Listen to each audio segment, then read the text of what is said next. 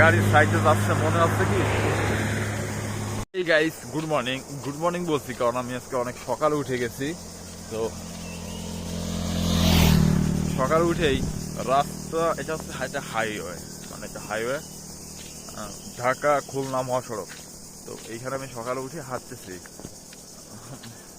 আসছিলাম দৌড়তে, কিন্তু এইখানে গাড়ির যে অনেক চাপ, একটা গাড়ি আসে মনে হচ্ছে এখনই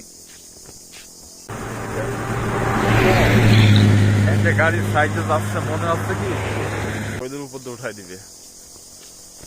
এখন পুরো ফাঁকা, যেহেতু ঈদ শেষ।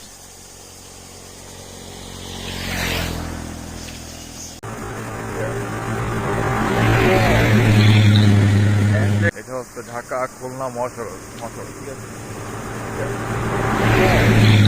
একটা গাড়ির সাইডে যাচ্ছে মনে হচ্ছে কি